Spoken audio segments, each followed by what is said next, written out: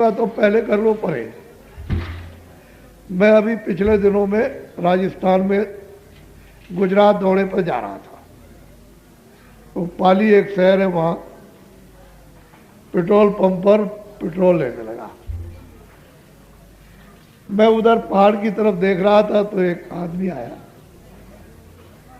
उसने पीछे से पैर छू लिए। तो मैं देखने लगा इधर, भाई तुम कौन हो भाई? कह लगे कि मैं एक दुकानदार। क्या करते हो? कह लगे मैं एक छोटी सी दुकान करता हूँ। कहेगी कि मैं शराब की दुकान करता हूँ, दारू की। तुम्हारी दुकान कहाँ है? कह लगे ये है सामने, पेट्रोल पंप के सामने एक ही आदमी के बैठने की गुमटी बनी थी।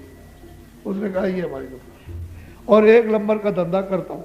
मैंने कहा तुम पीते हो? कह लगे एक बूंद नहीं, हमारे घर में एक बूंद नहीं मिलेगी ना, हमारे घर में कुछ। तब तक उसका बच्चा आ गया, वो वहां से उठा और ये अंदर बैठा।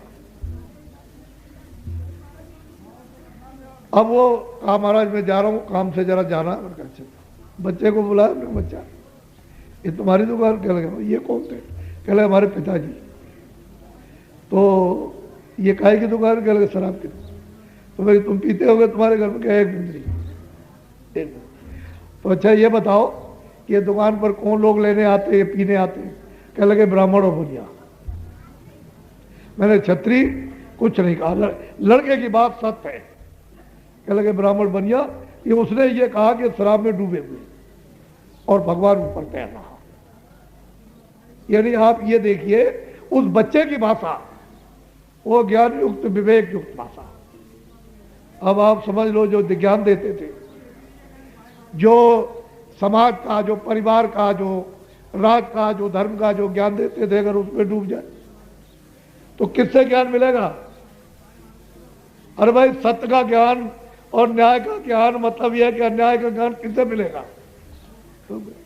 ए बच्चों बच्चियों, थोड़ा सा परहेज कर लो। जब तुम इस पर परहेज करने लगोगे अपनी जगह पर, मैं तुमको सीधा रास्ता बताता हूँ, और जो मैं तुमको चीज दूंगा वो सोने चांदी हीरे जवाहरात को ऐसे लुटाओ तो नहीं मिलेगी। और तुम ये सोचते होगे कि मेरे पास बहुत कुछ होगा और मैं खरीद लूंगा जा करके। ये आध्यात्मिक धन जो है, ये पैसे और सोने चांदी हीरे से नहीं खरीदा जाता। ये तो प्रेम से, प्यार से मिलेगा। ऐसे न किसी को अभी तक मिला ना। मैं एक छोटी सी कहानी आपको बता दूं। एक काशी में कबीरदास रहते थे। तो ऐसे चले जा रहे थे, एक दरवाजे में खड़े हो गए तो उन्होंने कहा गया चांडालिन, चांडाल। तो उधर से एक औरत निकल के आई, कह लगे अरे तू बड़ी चांडालिन है, तेरे सूरत को देख करके मुझे पाप लग गया और तेरे चौके में दीमक जल रही है। बात कहा है, चला जा पाखंडी कहीं के, चला जा। और मैंने तेरे ऐसे साधुओं को बहुत देखा। बस उनको तो जो बात कहनी थी उन्होंने कहनी चल दिया। अब उनके पति बैठे हुए थे, बड़े अरबपति उस जमाने के। तो उन्होंने कहा अरे भाई किसको तुम डांट रही थी, किससे बात कर रही थी? अरे कह लगे सीधा उसने कह दिया कि चांडालिन और दुष्टेन, तेरे चौके में दीमक जल रही, तेरी शकल देख करके पाप लग गया। तो वो उठे और जग गए, चौके में देखा अंदर, वहां तो कुछ दिखाई दे नहीं सकता था। तो अंदर गए तो देखा कि लकड़ी में दीमक जल रही। तो उन्होंने कहा ओहो किधर गए? बाहर आए, पूछा किधर गए? कह लगे इधर चले गए। उधर गए दौड़ करके, तो कह लगे वो इधर गली में गए। कह लगे कि भाई इधर वो एक साधु जा रहे थे, कह लगे इधर चले गए। तब तक वो गांव में निकल गए। अब पीछे पीछे वो आगे आगे ढूंढते चले, पता लगता चले, ढूंढते चले। उनको रात हो गई, दिन हो गया, नहीं मिले। लौट आए, स्त्री ने पूछा भाई कहाँ गए थे? कह लगे बात तो सत्य थी। उन्होंने जो कहा हम बड़े पापी हैं, हम अपने चौके में यानी दीमक जल रही है और हम घमंड में नहीं समझते हैं पैसे के उससे कि हम कितना पाप करते हैं। और उन्होंने अंदर की चीज देख ली, अंतर्यामी। तो मतलब चुपचाप बैठे, खाना नहीं खाया। स्त्री समझाती है कि अच्छा खा लो। कह लगे कुछ नहीं। अब वो दोनों निकले ढूंढने के लिए, पता चला उधर है, फिर उधर पता चला उधर है, ढूंढ के गए तो फिर घर आए। स्त्री ने कहा कि घबराओ मत, गुड़ रहेगा तो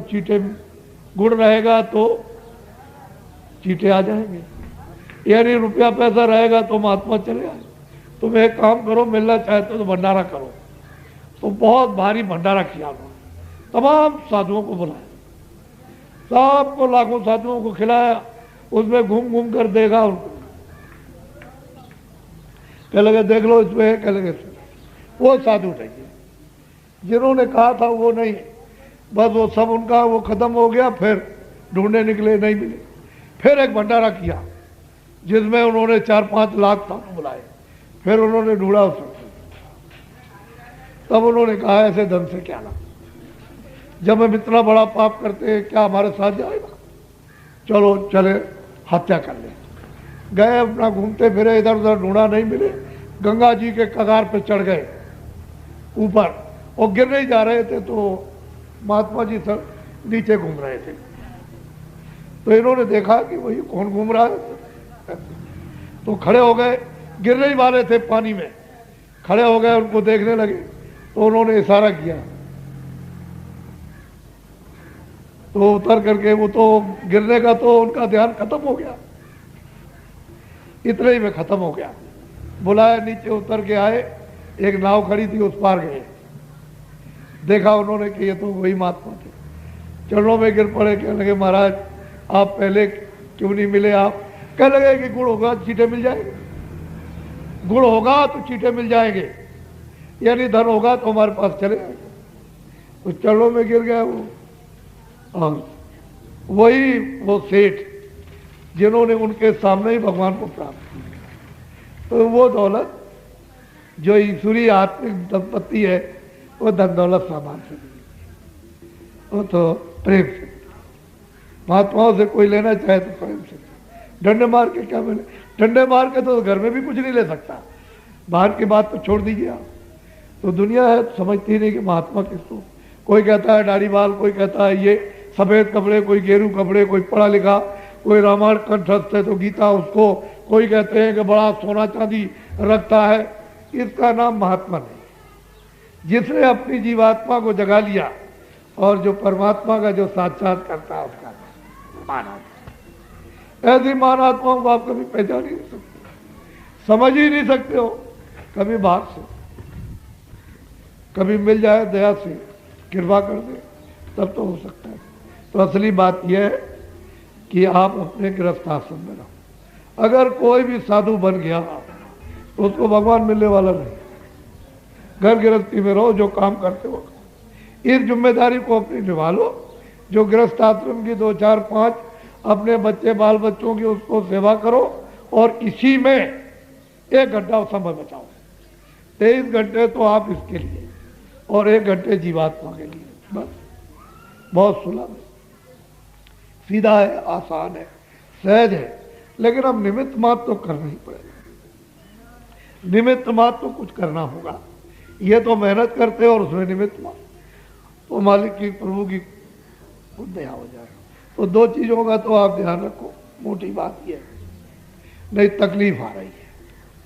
अभी आज की तारीख है आपकी 2, आपके मतलब ये कि ये महीना, तो अभी तक कोई तकलीफ नहीं, महंगाई भी नहीं है, सूखा भी नहीं, अकाल भी नहीं, भुखमरी, महामारी भी, भूकंप भी नहीं, टैक्स भी नहीं है, आगे लड़ाई झगड़ा, कोलाहल, कोहराम, ये सब तकलीफें आगे आने वाली है। तो आपको ये चाहिए कोई रास्ता तो बदल दे, जिससे जो संकट आए, तो जल, पृथ्वी, अग्नि, वायु, आकाश, ये 5 देवता हैं।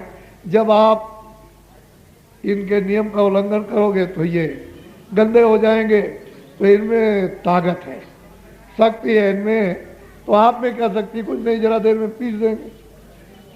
आपने अभी नहीं सुना, 3 ही सेकंड से कम ही एक जरा सा झटका आया महाराष्ट्र में, वो देख लीजिए आप, पता नहीं क्या कर देंगे, क्या नहीं कर देंगे। तो आप इसको नहीं, कुदरत को, प्रकृति को, नेचर को समझते नहीं, समझने की कोशिश करो। तो मैं आपको अमूलक चीज देने आया हूँ और वो देना चाहता हूँ। मेरी इच्छा है, मुझे हुक्म मिला है कि इन मानव आत्माओं पर आत्म धन की वर्षा कर दो।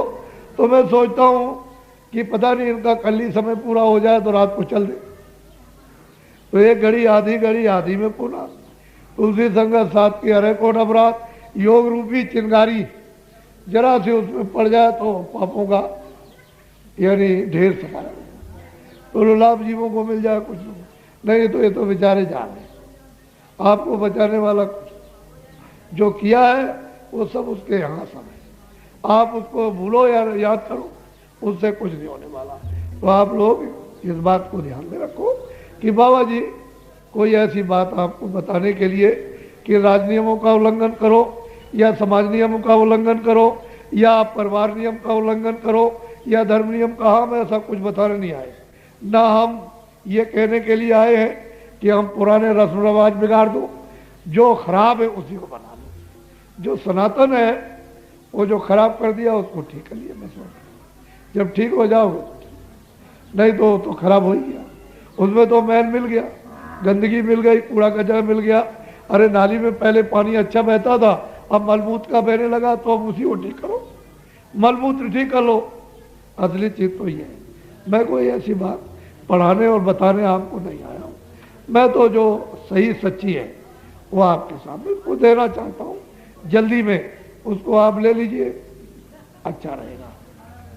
फिर दो शब्द में जरूरी जो आपके भौतिक बात के हैं उनको भी दो शब्द कह दूंगा, उसको भी बाद में समझ ले, लेकिन वो अलग चीज लो, ये आपको मिलेगी नहीं।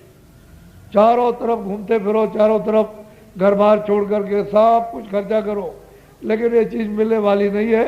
वो तो जब उसकी दया होगी, उसका जब आदेश होगा तब तो आपको मिल रही, इसको फेंक मत देना, मान सम्मान और सत्कार से लो, अच्छी तरह से, सद्भाव से, श्रद्धा से ले लिया, मोलक चीजें मिलेगी नहीं, फिर पीछे आपको पछताना होगा। तो जो जो भगवान का नाम बोलूंगा सब लोग एक साथ एक आवाज में बोलना, ये काम अच्छा है, तेरे सुख मिलेगा, शांति मिलेगी, तेरा कल्याण होगा, तू संपन्न हो जाएगा। तो महात्मा फकीर आते हैं तो वो तो मतलब ये है कि अर्जी करते हैं, मर्जी आपकी, जितना अधिकार आपको उतना पकड़ो, वो आपके साथ कोई जुल्म जोर नहीं करते हैं, प्यार करते हैं, मोहब्बत करते हैं।